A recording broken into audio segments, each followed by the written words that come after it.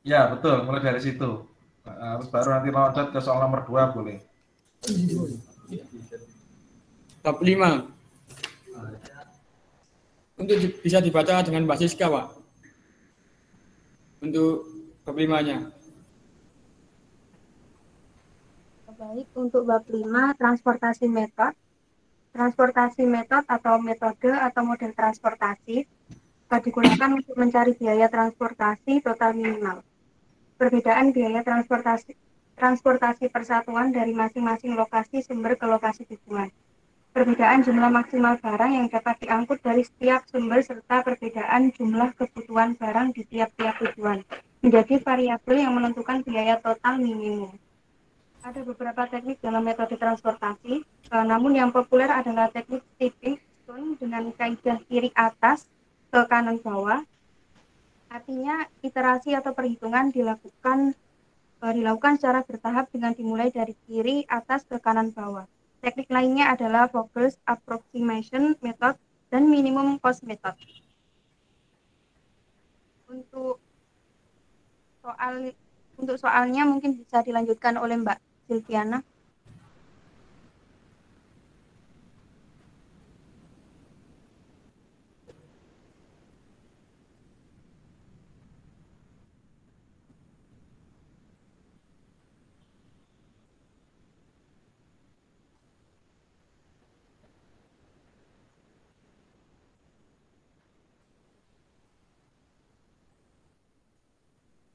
Silakan Mbak Silviana.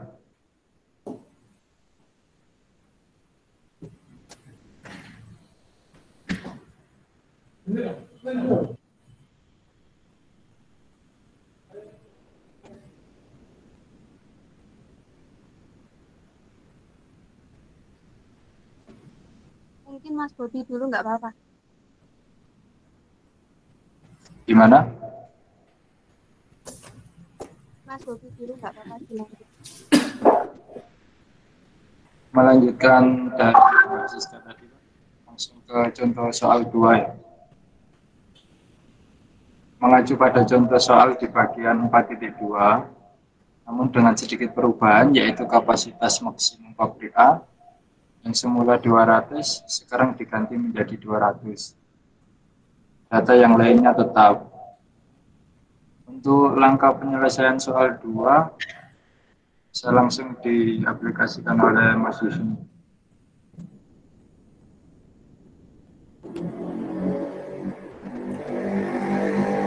Ini pengaplikasiannya mulai dari awal ya, Pak?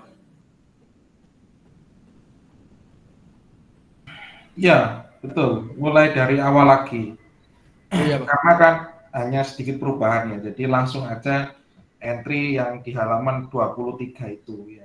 Langsung aja diisi lagi. Baik, untuk mengerjakan soalnya kita mulai masuk aplikasi ke DM Management. Langkah awal kita pilih modul. Setelah itu kita pilih modul yang transportation. Kita klik new. Untuk judul kita kasih judul contoh soal transportasi.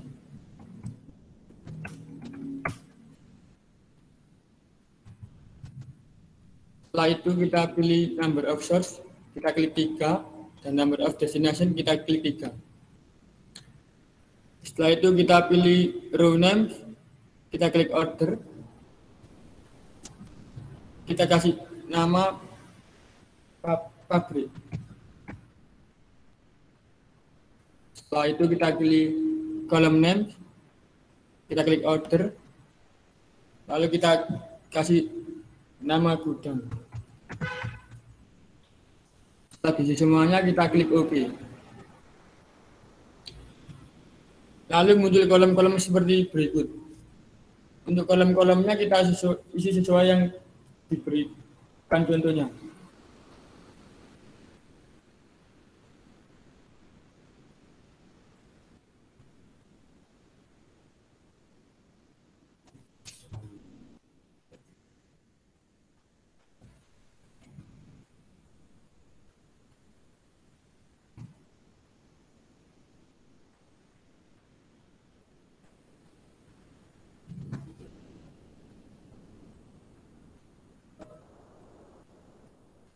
Setelah kita isi semuanya, lalu kita klik solve.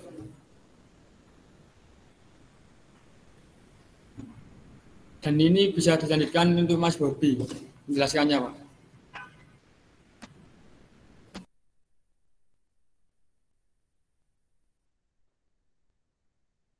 Melanjutkan untuk hasilnya Mas Yusni tadi, Pak, sedikit. Yang pertama, transportation result. Di solution value tertulis $3.500,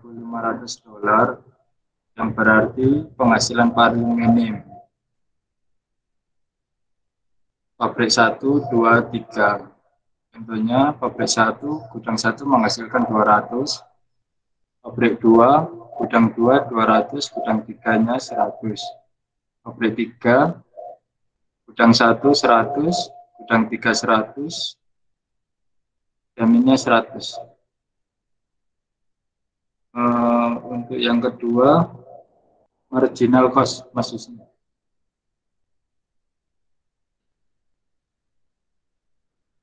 Marginal cost merupakan biaya tambahan bila alokasinya sesuai tabel solution. Mas, tabel solutionnya, Mas.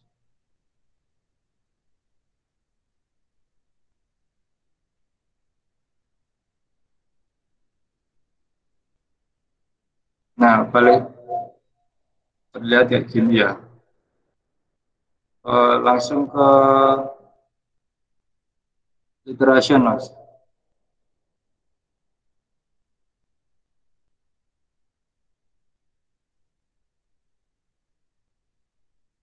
Nah, di sini iteration 1 berarti hanya satu kali pengolahan data. Yang kelima, shipment with cost. Nah,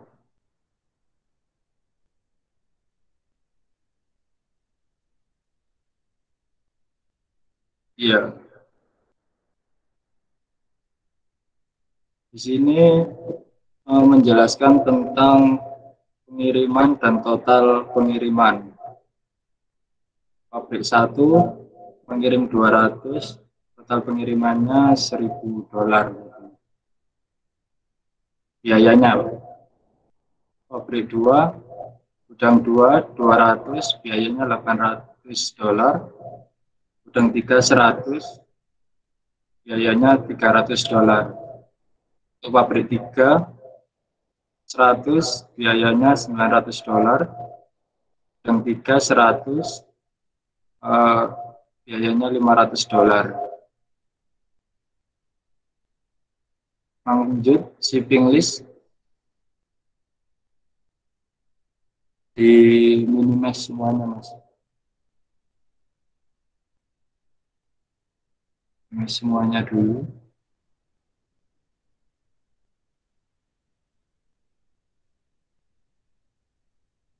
Nah, di sini menjabarkan semuanya, Pak. Shipment itu mengirim, total pengiriman, cost per unit itu biaya per unitnya, shipment cost itu total biaya pengiriman. Contoh pabrik 1, gudang 1 mengirim 100, biayanya 5, total biayanya 1.000. Pabrik 2, gudang 2 mengirim 200, biaya per unitnya 4, dan total biaya pengirimannya 800. Itu juga seterusnya. Terima kasih, Pak. Ya, jadi ada beberapa result atau hasil yang bisa ditampilkan, dihasilkan dari beberapa constraint. Dari beberapa constraint dengan kapasitas supply, ya supply itu berarti memberi, mengirim, ya supplier memberi, lalu demand itu adalah permintaan. Nah, kadang memang terjadi seperti itu. Mengapa kok tadi supply-nya dibesarkan kapasitasnya dari awalnya 100 menjadi 200, ya? Itu karena kalau masih pakai 100 itu biayanya belum minimum, ya. belum minimum. Tapi saat ditambah ternyata ada daminya. Iya, Ada dami. Nah, dami kalau di statistika itu istilahnya sebagai apa ya istilahnya? Persen error ya. Persen error seperti tadi kan kelebihan ya, seharusnya kalau pengiriman itu kalau bisa itu ngirimnya tuh pas. Gitu. Tapi ini dikirim dengan biaya dami berlebih, tujuannya adalah untuk menekan biaya pengiriman. Jadi daripada kurang dan nanggung, lebih baik dikirimkan yang pas, muatan dari pengiriman itu disesuaikan dengan kapasitasnya. Tujuannya apa sih? Ini logikanya itu seperti ini. Ditampilkan Mas yang shipment with cost, Di sini ada marginal cost ya, biaya per unit muatan. Oke, terus final solution table itu gabungannya, lalu iteration, langkah-langkah perhitungan ya. Kalau dulu sebelum ada software ini, itu saya dulu kuliahnya namanya adalah manajemen operasional analis keputusan ya, ASK. Itu seperti ini menghitung pakai seperti linear programming, menghitung pakai kalkulator ya. Anda tahu ingat dulu waktu SMA perkalian matriks nggak, baris kali kolom gitu. Itu ya. Saya dulu mengalihkan itu. Nah, setelah keluar perhitungan baris kali kolom matriksnya, lalu nanti akan dikalikan lagi dengan baris kolom lagi, lalu dikalikan lagi baris kolom lagi. Lah itu kan dikalikan berkali-kali. Jika iterasinya itu adalah 2 kali, berarti saya harus mengalikan 2 kali sampai ketemu fitnya, cost minimumnya. Itu masih manual dulu, yang hitung itu saya pakai kalkulator itu waktu ujian. Saya masih ingat sekali. Malam-malam, ya seperti Anda ini, saya dulu kuliahnya kelas malam ya, kelas malam juga, walaupun negeri tapi bisa di kelas malam. Itu ya waktu itu berusaha jam kedua, jam 8, sudah lelah, capek, saya masih hitung-hitung aja gitu ya. Pakai kalkulator, yang itu pakai kalkulator, boleh pakai kalkulator. Dan lain-lain, nah seperti itu, iterasi itu berarti menghitung berkali-kali. Nah ini karena pakai software, berarti dia akan mengcounter sendiri, menghitung sendiri. Nah, kita balik lagi ya, tampilan setelah iterasi, lalu tampilan shipment with cost. Oke, shipment with cost ini Anda bisa lihat ya, di pabrik 3, kita pabrik 1 aja, pabrik 1 ke gudang 1, itu per unitnya itu ketemunya adalah $1.000. Terus pabrik 2, gedung 2, $800, pabrik 2, gedung 3, $300, pabrik 3, gedung 1, $900, gedung pabrik 3 ke gudang, gudang 3 itu $500. Tapi mengapa kok saat dami itu kok berapa dolar itu? Kok 0? Kok 0? Kenapa 0? Karena memang dia tidak dihitung per biaya dan dia memang bawa kapasitas lebih. Itulah kenapa dari simulasi yang Anda simulasikan ini itu sebenarnya ada peluang. Apa itu peluangnya? Peluangnya adalah di bagian pemasaran. Nah, sebagai contoh ya, supply tertinggi itu ada di pabrik Oke, yang supply tertinggi ada di pabrik 3 dan pabrik 3 itu supply-nya adalah 300 dan Anda bisa lihat di halaman 23. Oke, saya coba tanya nih ke Mbak Siska dulu deh. Mbak Siska, pabrik 3 itu saat ngirim ke gudang yang paling sedikit kapasitasnya gudang berapa, Mas? Mbak Siska. Pabrik 3 saat dia mengirimkan ke gudang 1, 2, 3, gudang mana yang paling sedikit demand-nya?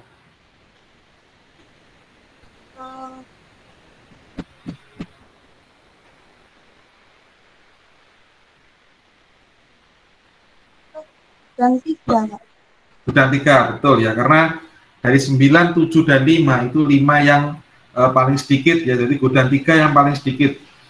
Nah, dan posisinya gudang 3 mungkin jauh ya, lokasinya, atau memang dia mintanya sedikit, tapi ini rugi. Mengapa? Karena sedikit, dan kapasitasnya masih bisa muat 100 muatan lagi, 100 unit lagi, tapi dia mintanya hanya 5.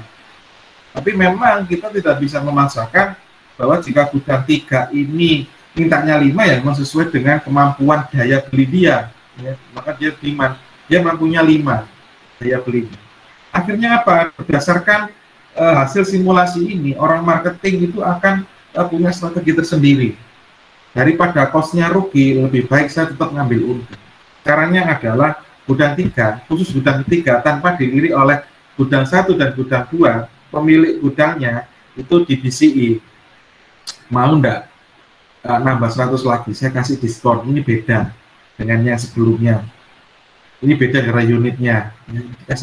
Kalau dihitung simulasi ini keluarnya adalah $0, tapi dia tetap ngasihkan angka di situ.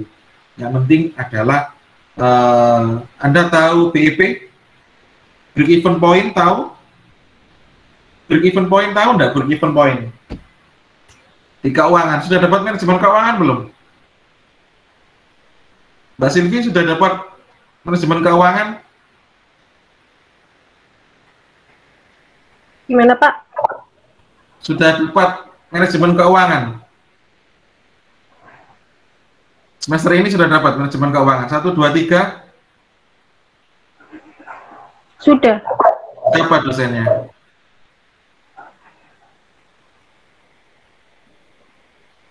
Dosennya siapa manajemen keuangan untuk kelas Anda? Pak Denny. Oke, coba tanya, Pak, break even point itu apa? Sekarang saya tahu, break even point itu apa? Ada yang tahu? Break even point, BEP.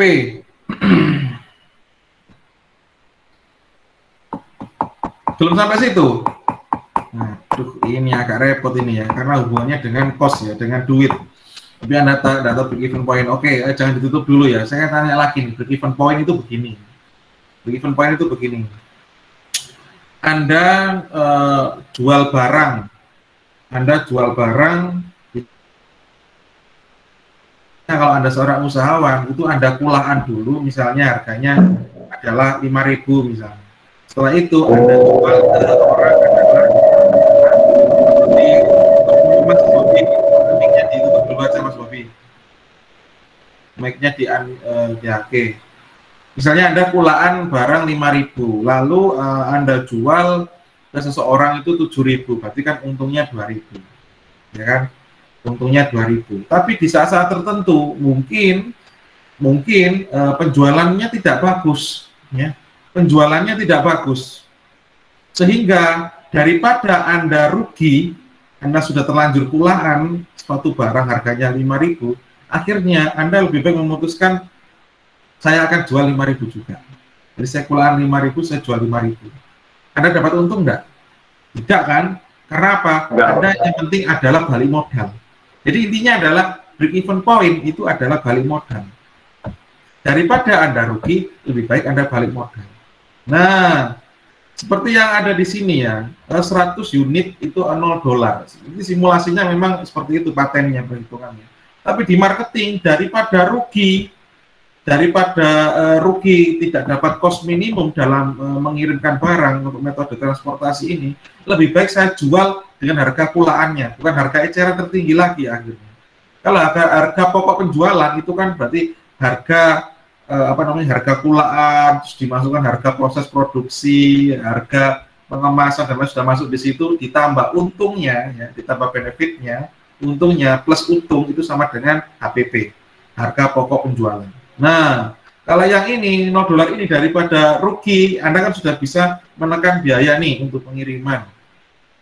Tapi daripada $100 unit ini berlebih daripada $0, Anda rugi 100 kali berapa dolar dari harga kulaan tadi ya, harga buatnya, harga produksinya. Lebih baik saya jual harga produksinya aja, enggak usah ambil untung. Contoh, misalnya ini tadi 5.000, Anda kulaan 5.000, Anda jual 7.000, itu sudah untung 2.000. Tapi biar enggak rugi, Anda kulaan 5.000 dan ini lebih dari 100, ya lebih baik saya jual yang harga kulaan tadi, ya 5.000 juga. Kira-kira lebih menguntungkan mana? Daripada nganter barang, kos minimumnya tidak dapat, akhirnya lebih mahal biaya kosnya, biaya pengirimannya, daripada harga di biaya lebihnya itu tidak ada nilainya. Lebih pilih mana? Lebih pilih mana? Lebih pilih yang paling modal kan? Ya, daripada rugi, lebih baik tidak untung. Itu maksud saya. Daripada rugi, lebih baik tidak untung. Akhirnya, kenapa? Kalau misalnya barang ini lebih dari 100 ini, itu kalau disampaikan dikirim ke gudang 3, itu sudah cost minimum. Nah, itu sudah bagus. Karena dapat minimum yang paling murah untuk pengiriman. Terus yang kedua adalah keuntungannya lebih dari 100 itu kita jual walaupun tidak untung, tapi bisa balik modal. Dan modal itu, kan Anda jual barang nih, Anda dapat uang kan, ya balik modal dapat uang senilai nominal yang Anda kulaan tadi, itu diputar lagi untuk kulaan lagi, untuk produksi lagi, baik itu lebih terutama di pabrik 3 ya, karena pabrik kan bagian manufaktur atau memproduksi barang, itu bisa dikembalikan lagi ke pabrik 3. Ini uangnya dari 100 unit yang berlebih, tidak dapat untung, tapi keuntungannya adalah barang ini tidak rugi karena harganya adalah harga produksinya, nggak dapat untung. Ini bisa Anda buat lagi ke pabrik 3, itu adalah perputaran uang atau cash flow, perputaran uang. Menguntungkan kan? Ya. Jadi sudah dapat cost minimum, barangnya walaupun tidak untung, tapi berupa uang. Uangnya dibuat perputaran uang untuk produksi lagi di pabrik 3. Dari sini ada pertanyaan? Gampang ya? Oke, coba sih sampai tanya dulu nih, Mbak Silviana. Iya, Pak. Perputaran uang bahasa Inggrisnya apa tadi, Mbak? Apa tadi? Barusan loh, Mbak. Ya Allah. Barusan tak sebut loh tadi. Perputaran uang bahasa Inggrisnya apa, Mbak? Perputaran uang bahasa Inggrisnya apa, Mbak? Barusan saya sebut tadi. Sudah berapa kali saya sebut ya? 1, 2, 3. 3 kali ya sebut ya. Nah, sebut saja 3 kali nama saya akan datang. Oke, ini saya sebut 3 kali tapi nggak tahu. Oke. Bahasa Inggrisnya perputaran uang apa, Mbak? Perputaran uang? Tadi benar disebutkan. Apa namanya? Perputaran uang bahasa Inggrisnya apa? Mbak Silvi aja yang jawab ya. Mbak Silvi aja. Oh, nggak ditakoni, rek. Aman. Mbak Silvi, perputaran uang. Perputaran itu apa, Mbak? Bahasa Inggrisnya apa, Mbak? Perputaran. Uang. Bahasa Inggrisnya uang apa? Bahasa Inggrisnya uang apa, Mbak Silvi? Bahasa Inggrisnya uang. Money. Oke, tapi saya nggak nyebut money tadi. Apa bahasa aja istilahnya? Lawannya kredit.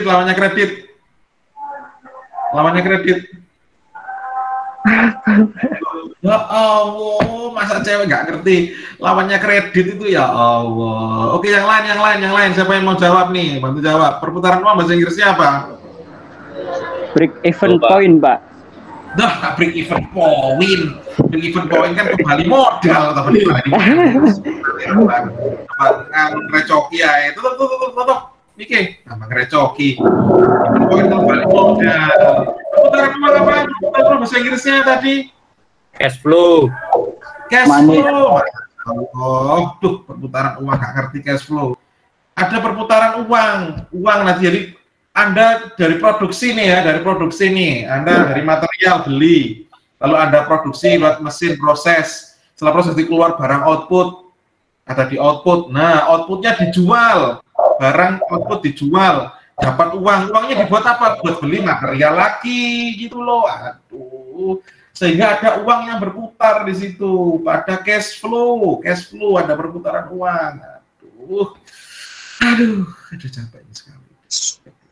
Nah, oke, kita singgung lagi deh.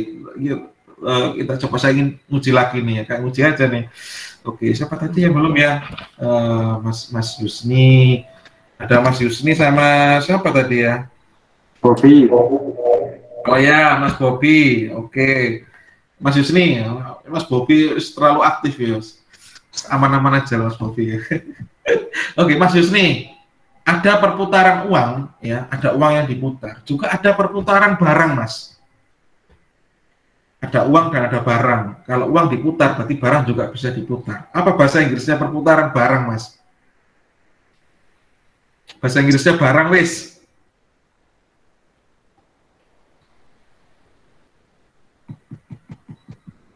Benar, Pak.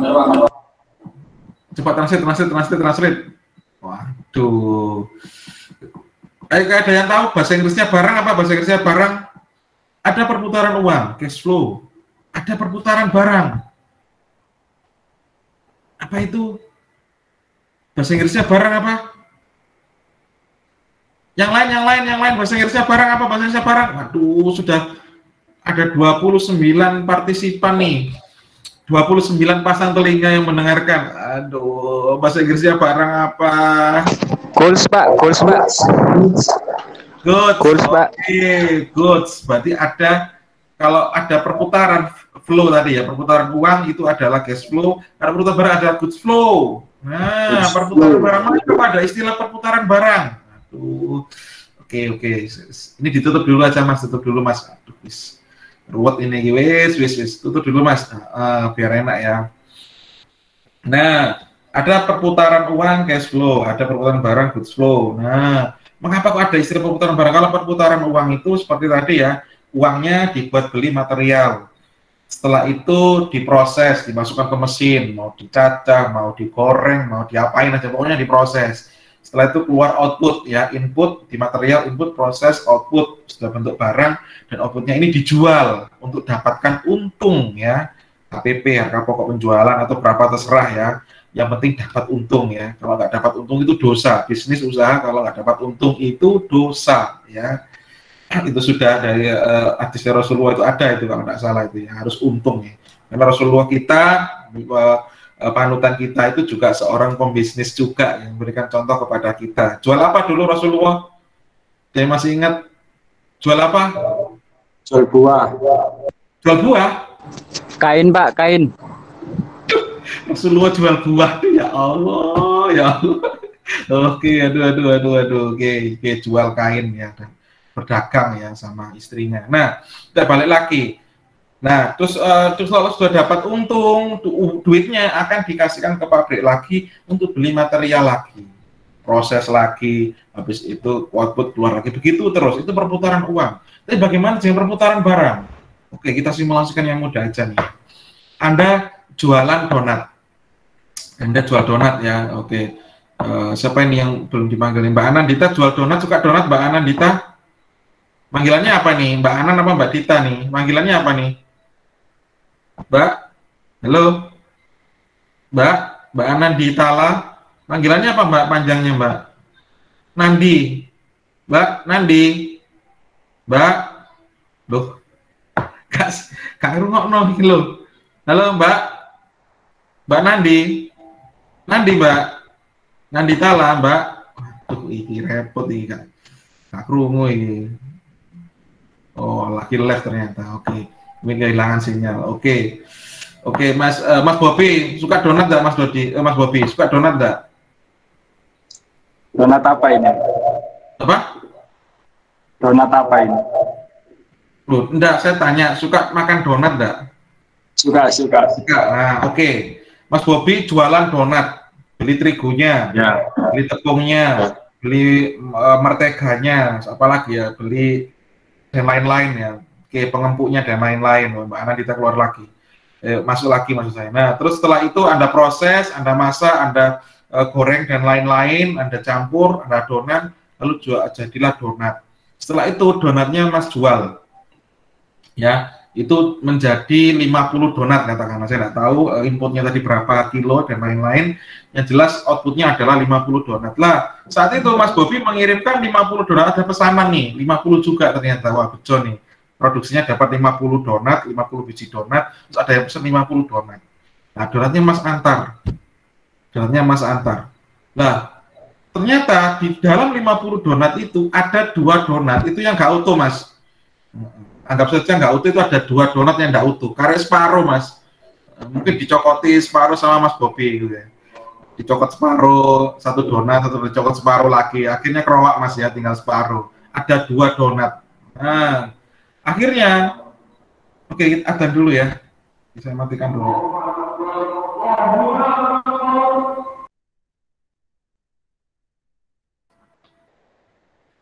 Oke, kita lanjutkan lagi. Oke. Nah, karena pemesan itu pesannya 50, dikirim 50 dengan cacat 2, ada 2 donat yang nggak utuh gitu ya, gopil atau gimana gitu, nggak bolong, donatnya nggak bulat gitu ya, mungkin kotak ya, dia nggak mau gitu ya misalnya.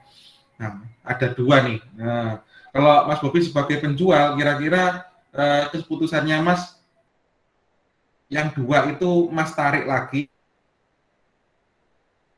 hanya pembelinya bayar 48 aja, atau yang beli, yang pesan itu harus bayar semua, Mas Bobi?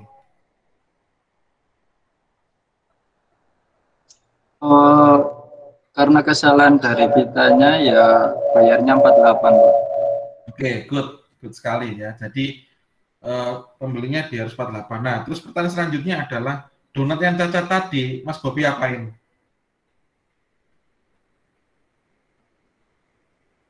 Dibawa balik, Pak. BS-an, Pak. Dibawa balik terus diapain, Mas? Dijual barang BS. Good sekali bahasannya. Nggak salah saya tanya ke Mas Bobi ya. Dijual seharga BS, bed stock. Nah, agar apa? Kalau donat itu misalnya harga satuannya itu adalah 1.500 dan Anda jual 2.000, ya berarti kan untung 500 ya. Nah, Anda jualnya berapa, Mas? Biar BEP, Mas. Paling enggak ya 1.500 lah, Pak. Betul ya. Berarti Mas Bobi tidak rugi. Mas Bobi tidak rugi dan juga tidak untung, ya kan? Tidak rugi dan tidak untung, tapi break even point balik lagi. Itu harganya 1.500 kali 2 di 3.000. Nah, itu yang cash flow-nya ya. 1.500 kali 2 3.000, 3.000-nya dipakai untuk kulaan terigu lagi entah berapa kilo kan lumayan. Itu yang cash flow-nya. Tapi juga bisa dari good flow-nya. Good flow-nya ya, perputaran barangnya apa? Barang yang bed stock tadi, donat tadi yang ada 2 biji tadi, itu Anda bisa lakukan recycle ya, tapi masuk ke bed stock dulu. Stok yang rusak dulu. Nah, biasanya kalau di pabrik itu dimasukkan ke dalam gudang BS, gudang bed stock. Nah, di bed stock ngapain? Banyak. Kalau misalnya donat tadi tinggal separuh ya dilengkapi separuhnya lagi ya, dipasang tadi lem atau ditempel, pokoknya bentuknya bulat lagi. Atau contoh yang lebih enak lagi nih, bukan donat ya, misalnya adalah air kemasan nih. Nah, air kemasan isinya kan biasanya 1 karton 48 ya kan. Terus ternyata pecah di jalan, itu pecah 3, jadi tinggal 45 biji. Akhirnya apa? Dikembalikan. Apakah Anda kalau kirim air kemasan isi 48 pecah 3, apakah Anda minta orangnya untuk beli bijian? Kan enggak. Mereka belinya kan kartonan. Nah, apa? Kartonnya Anda bawa pulang. Yang pecah tadi. Pecah 3 berarti ada 3 bungkus kemasan yang rusak ya, pecah. Terus belum lagi kalau pecah kan pasti kan merusak kemasan kartonnya. Akhirnya apa? Satu karton tadi yang cacat tadi itu dimasukkan ke gedung BS, namanya adalah bed stock. Di dalam bed stock ngapain? Melakukan recycle ya, melakukan recycle. Jadi tadi pecah 3 berarti diganti 3 yang baru. Jadi pas jumlahnya 48. Itu penggantian dari sisi bungkus air mineralnya ya, gelasannya itu. Selanjutnya adalah mengganti apa lagi? Ayo coba tebak. Kalau Anda menyimak pasti ngerti maksud saya. Apa ya? Mengganti apa lagi? Selain mengganti gelasannya yang pecah tadi, diganti yang baru sebanyak 3 buah air gelasan. Terus yang perlu diganti apa lagi? Oke, saya ulang lagi. Cacatnya itu adalah ada 3 gelas yang pecah, 3 gelas kemasan, air kemasan gelas yang pecah. Akhirnya dia merusak karena bocor ya, airnya bocor, itu merusak kartonnya. Lalu dibawa ke gudang bed stock, melakukan recycle, perbaikan agar jadi bagus lagi bisa dijual. Yakni adalah mengganti 3 kemasan yang rusak tadi menjadi 3 kemasan yang bagus, sehingga jumlahnya pas 48 sesuai dengan kapasitas 1 karton. Selanjutnya yang diganti apa lagi? Karton, Pak. Betul. Waduh, Mas Bobi itu sih ngerti sih. Aduh, angel gini, aduh, gak mudeng-mudeng ya, aduh, Mas Bobi merhatiin banget sih kalian nanti tuh ayo. Betul. Bismillah A+. Nah, kalian yang sudah masa Anda sudah melengkapi jumlahnya 48 lagi 1 karton, tapi masih dengan kemasan yang rusak tadi ya. Iya, kalau air putih sih mungkin bisa kering, tapi kan kartonnya sudah rusak. Apalagi kalau air kemasan itu bukan air mineral, tapi air berasa. Bisa dibayangkan ada baunya, ada warnanya kan berbeda ya. Kayak warna pulau gitu kalau bocor. Betul, Anda ganti kartonnya. Jika sudah dipenuhi lagi jumlahnya dari 45 yang bagus, 3 yang cacat, rusak, 3-nya diganti dengan yang bagus, lalu karton ganti yang bagus, kira-kira bisa dijual lagi enggak? Bisa. Karena memang nilainya standar jualnya memang seperti itu untuk SOP-nya. Sehingga dari gudang bed stok, bed. Lawannya bed apa? Lawannya bed. Good. Bagus bahasa Inggrisnya apa? Good. Good stock. Setelah dari bed stock, di recycle, proses recycle, dijangkepi lagi jumlahnya, terus dibungkus lagi kartonnya, diganti karton yang bagus lagi, dimasukkan ke dalam good stock.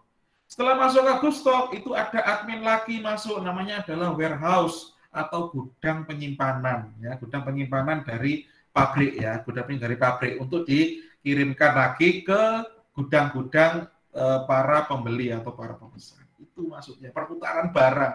Jadi barang tadi duitnya balik break even point, itu cash flow, ya, duitnya balik modal, nggak rugi, nggak untung.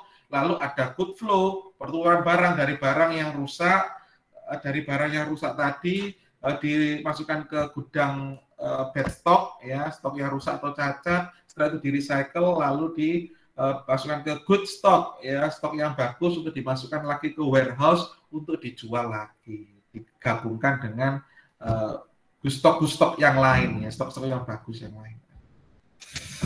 Aduh, sampai sini ada yang ditanyakan enggak?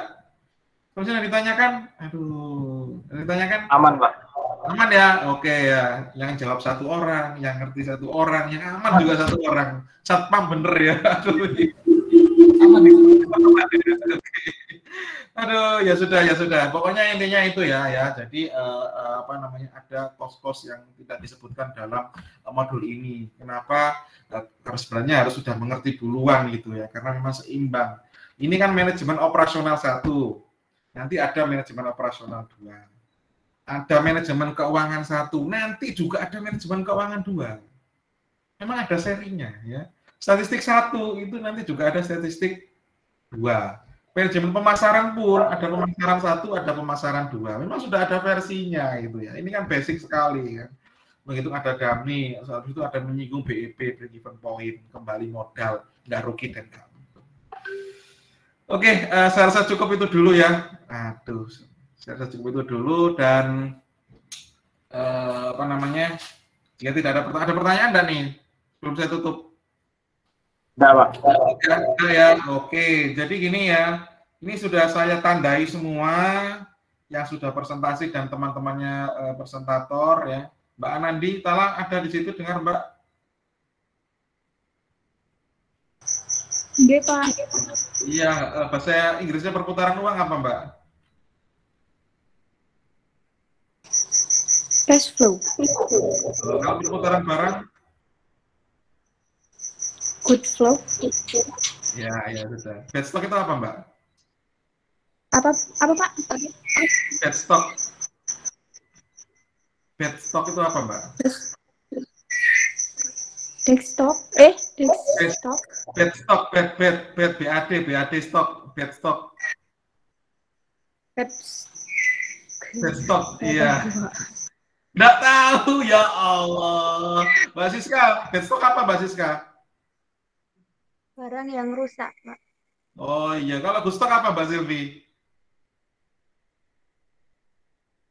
Barang yang baru. Barang yang apa? Barang yang apa Mbak? Baru. Bagus Mbak, bukan baru. Astagfirullah.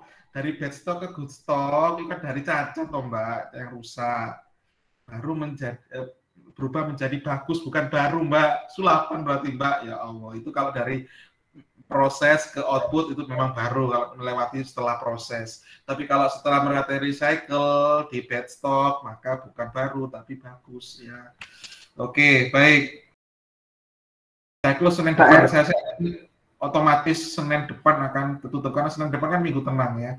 Sekarang tatap muka 14, Senin depan minggu tenang, lalu Senin 2 minggu lagi setelah ini itu ada ujian ya. Ujiannya gampang. Saya rasa cukup untuk hari ini ya. Untuk MO1 tatap muka 14 sudah berakhir, tatap muka yang terakhir. Dari saya cukup. Mohon maaf jika saya ada salah. Dari saya terima kasih. Saya akhiri, sampai ketemu lagi di semester depan kalau memang kita akan ketemu lagi MO2 tapi persentasenya kita nggak pakai software, tapi kita akan pakai studi kasus. Ya, studi kasus. Sudah offline, Ya, insya Allah kalau offline ya. Kalau tidak salah kemarin belum ada kabar nih ya, belum ada kabar offline atau tidak. Cuman ada suara gitu, ada sounding. Kalau offline syaratnya adalah Anda menunjukkan minimal vaksin 2, dosis 2 minimal ya.